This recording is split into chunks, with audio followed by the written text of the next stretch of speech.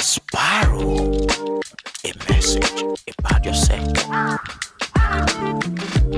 Uh, you're welcome back to Sparrow Podcast, still on marriage interview with Kikelomo. Okay, thank you, sir.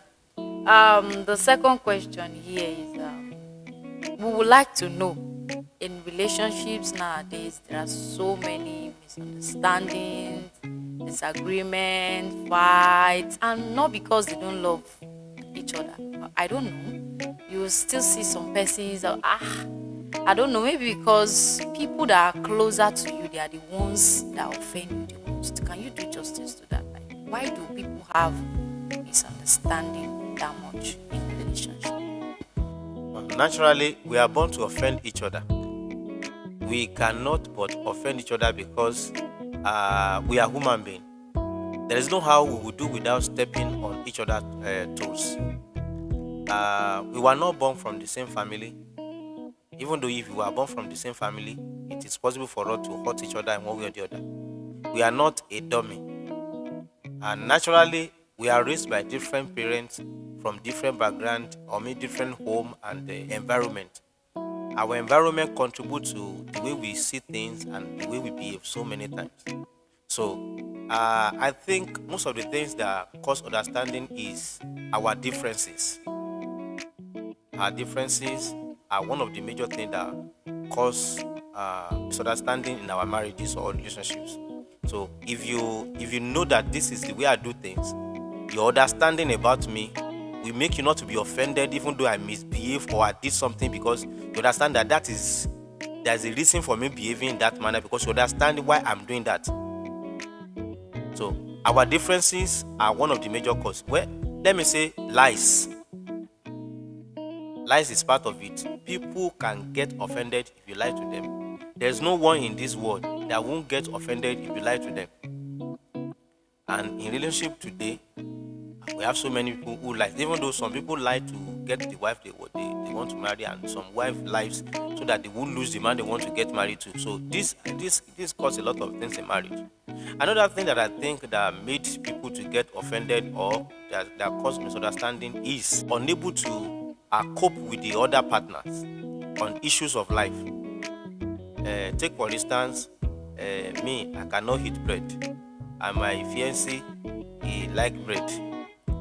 So now I cannot cope with her eating bread and me, since I'm not eating bread. So there's a problem. Like naturally, when I got married, I noticed that my wife doesn't like beans. And me, I love beans. So whenever she wants to buy anything, any foodstuff, and she's the one that normally buy the foodstuff, so she will buy everything and not buy beans. So at the first, I got offended. Why don't you buy beans? I said, since I do, can you come? We argue about it. Then the next time she went, she bought it like that and no beans. I don't really care. So I went outside, I bought beans, brought it home. So I started cooking the beans. Now my wife can eat beans anytime when we cook it. There were times when I cook the beans, I'll be the only one to eat the beans. But I can get offended just because she don't want to cope with my own style of life, or I don't want to cope with her style of life. She doesn't eat beans. So that's just a mere thing. And there are so many other things that can aggravate or that can make people to get offended in any relationship or in marriage. This can cause misunderstandings. Because we are from different backgrounds, and there are some differences in us. We didn't grow up from the same place and even in the same family. But this is one thing I want us to finalize now. How can we come to a level ground? How can we come to an agreement at a point that, okay, me and this person, I love this person and I want to spend the rest of my life with this person. How can I come to an agreement with this person, even though I'm offended by some of the things that I get from him or her? If you are a lady or you are a young man getting ready to get married, if it is not God that said, by fire, by force, that person is the one you must marry. The moment you notice that you can't cope with some characters or behaviors or attitude, walk away.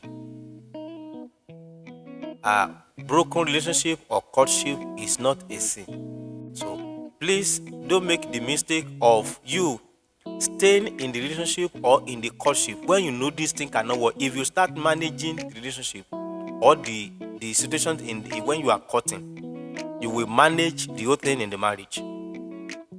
So the moment you sense some errors that you know that you can't live with, and you have prayed and this doesn't change, and God didn't tell you must continue with that man, walk away. Hearing that already, walk away. If it's not working and it's not God that is in the boat. Let me just put it that way. Okay, please let me say this before we move out of this question. If I tell you to walk away, I mean it is not when you people have been having sex or sleeping together. Some are in courtship. In their courting, as they are courting, I mean, they already start sleeping with each other. You already broke the law of courtship. So you are joined together by the covenant of sex. So walking away now is a sin unto you. Is a serious thing. And you know, sometimes on that journey, as you are courting somebody, the thing happened between the two of you. One of you, the woman got pregnant, and they end up marrying each other just because of the pregnancy. So the issue is that if you know that you are not yet being joined together officially according to the way God has laid it down, so it is very essential, it is very important that you keep yourself holy, bed undefiled. Not that you have been sleeping with each other. Now you now see some impediment or something that it is not okay, that you want to walk away. So the other person fidgeted. That most especially if it is the man that want to walk away this time around, the woman felt like, he has used me, he used me and dumped me. He used me and dumped me. And some men like that, because they have been spending on the woman, and all of this thing happen, the woman walk away, then the whole thing becomes an issue. So the best thing is that if you are a woman that used to collect something from the man, ask something. I mean, if the man buy you something by himself, you can collect. But if now you the ask, say, give me lagbaja, give me temedu, give me that, the man was providing all of those things. You collect everything, pay for your school fees, pay for your house rent, pay for your party gown, and all of those things. And after that, you want to walk away. Be mindful of what you do in your relationship when you are in courtship, so that it won't become a trap for you if you want to walk away.